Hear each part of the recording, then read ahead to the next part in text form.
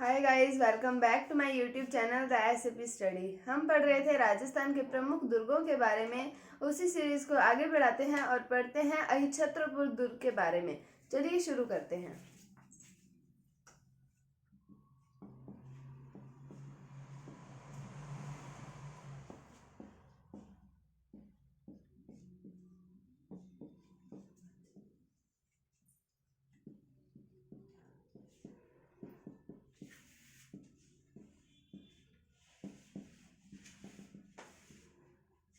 तो अहिछत्रपुर हमने पढ़ा हुआ है कि अहिछत्रपुर किसका प्राचीन नाम है। तो ये नागौर का प्राचीन नाम है।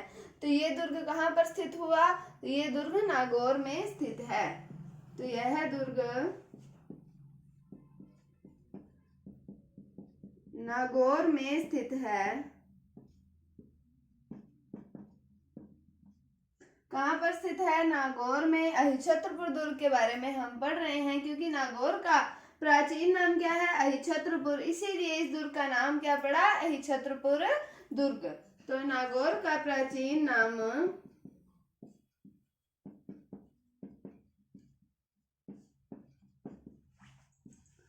अहिछत्रपुर है।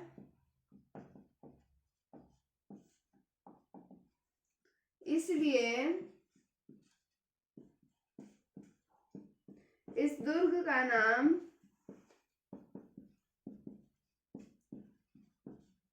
अहिछत्रपुर दुर्ग पड़ा। क्या नाम पड़ा? अहिछत्रपुर दुर्ग। अब हम बात करें कि इस दुर्ग का निर्माण किसके द्वारा करवाया गया। तो इस दुर्ग का निर्माण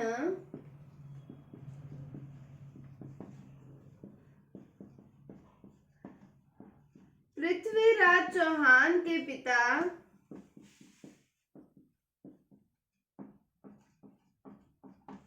सोमेश्वर के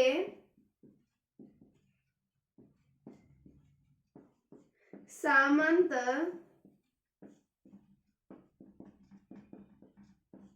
कैमास द्वारा करवाया गया। किसके द्वारा निर्माण करवाया गया? पृथ्वीराज चौहान के पिता का क्या नाम आता है? सोमेश्वर। उनके सामंत आते हैं कैमास। उनके द्वारा अहिछत्रपुर दुर्ग का निर्माण करवाया गया। तो कहाँ पर है ये दुर्ग? नागौर में स्थित है। अहिछत्रपुर दुर्ग क्यों इसका नाम पड़ा? क्योंकि नागौर का प्राचीन नाम क्या है? अहिछत्रपुर। इसलिए इस दुर्ग को क्या कहा जाता है? अहिछत्रपुर दुर्ग कहा जाता है। और इस दुर्ग का निर्माण किसके द्वारा करवाया गया? तो पृथ्वीराज चौहान के पिता का नाम क्या आता है? सोमेश्वर। और उनके सामंत आते हैं कैमास। तो उनके द्वारा इस दुर्ग का निर्माण करवाया गया। अब हम आगे बात करते हैं कि ये दुर्ग जो है ये लाल पत्थरों से निर्मित है।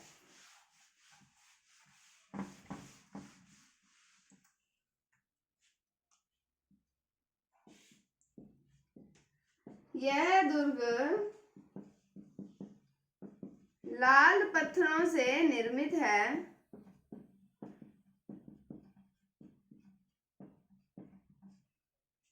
किन पत्थरों से निर्मित है? लाल पत्थरों से निर्मित है। फिर हम बात करें कि इस दुर्ग के कई उपनाम आते हैं। क्या नाम आते हैं वो देखते हैं हम। तो उपनाम आते हैं, एक आता है नाग दुर्ग,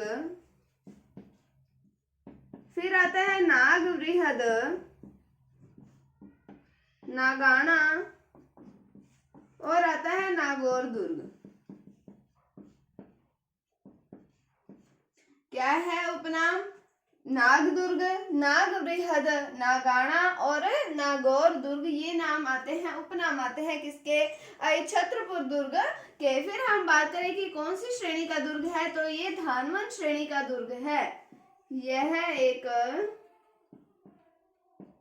धानवन श्रेणी का दुर्ग है।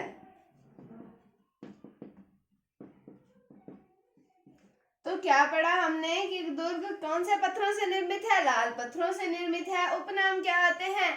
नाग दुर्ग, नाग बृहद, नागाना और नागौर दुर्ग आते हैं इसके उपनाम। यह एक धानवन श्रेणी का दुर्ग है। अब हम आगे बात करें कि इस दुर्ग की एक प्रमुख विशेषता आती है। वो क्या है कि किले के बाहर से चलाए गए जो तोप के गोले होते हैं वो किले को कोई भी क्षति नहीं पहुंचाकर ऊपर से निकल जाते है। क्या आती है? कौन से दुर्ग की हमने प्रमुख विशेषता देखी? अहिछत्रपुर दुर्ग की क्या विशेषता है कि इस दुर्ग में जो बाहर से गोले चलाए जाते हैं वो इस दुर्ग को कोई भी नुकसान नहीं पहुंचाते और ऊपर से निकल जाते हैं। इस दुर्ग की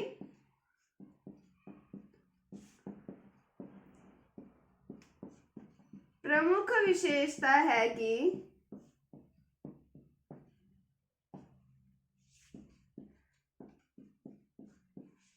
किले के बाहर से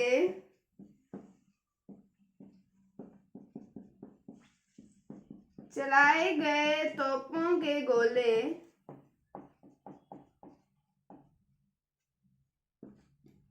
किले को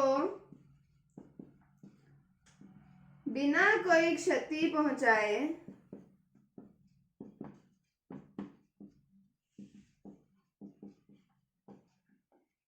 ऊपर से निकल जाते हैं।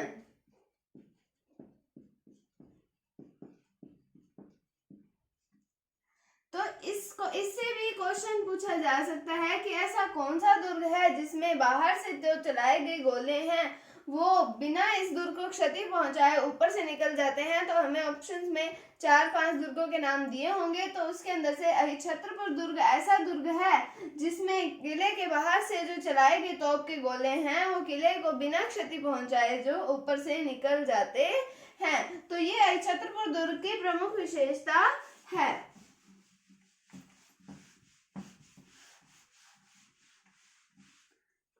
आगे हम बात करें कि यूनेस्को द्वारा इस दुर्ग को साफ सफाई और साथ संभाल के लिए, किस लिए साफ सफाई और साथ संभाल यानी कि इसकी मतलब मेंटेनेंस जो है वो बनाए रखने के लिए इसे अवार्ड ऑफ एक्सीलेंस से सम्मानित किया गया है, क्योंकि ये दुर्ग इतना साफ है और इसकी साथ संभाल यानी कि देखभाल इतने अच्छे से की गई है कि इस दुर्ग को अवार्ड ऑफ एक्सीलेंस से सम्मानित किया गया है। तो यूनेस्को द्वारा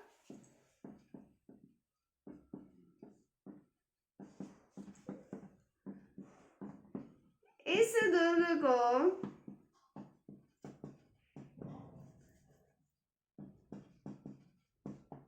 साफ सफाई व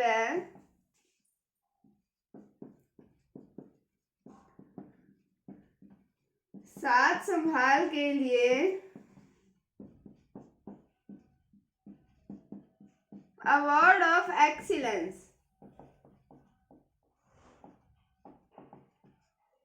किससे किए गए सम्मानित? अवार्ड ऑफ एक्सीलेंस से सम्मानित किया गया है।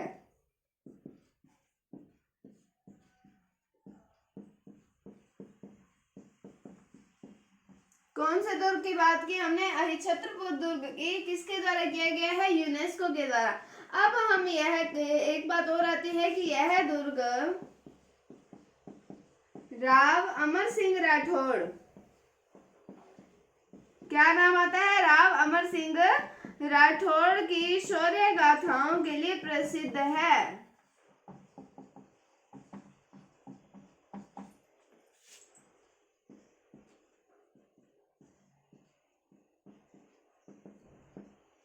तो यूनेस्को द्वारा इस दुर्ग को कौन सा अवार्ड दिया गया है? Award of excellence. और ये दुर्ग जो है वो राव अमर सिंह राठौड़ की शौर्य गाथाओं के लिए प्रसिद्ध है। अब हम बात करें कि इस दुर्ग के अंदर 6 विशाल दरवाजे हैं। कितने विशाल दरवाजे हैं? 6 विशाल हैं। और अकबर के द्वारा हम बात करें तो इस दुर्ग के अंदर यहाँ पर एक शुक्र तालाब खुदवाया गया था।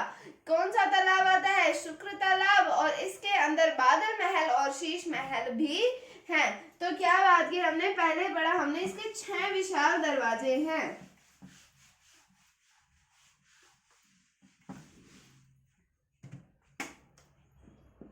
इसके 6 विशाल दरवाजे हैं। फिर हमने बात की कि अकबर के द्वारा यहाँ शुक्र तालाब खुदवाया गया।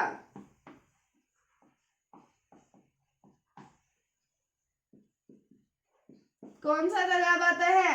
शुक्र तालाब। फिर हम बात करें कि इसमें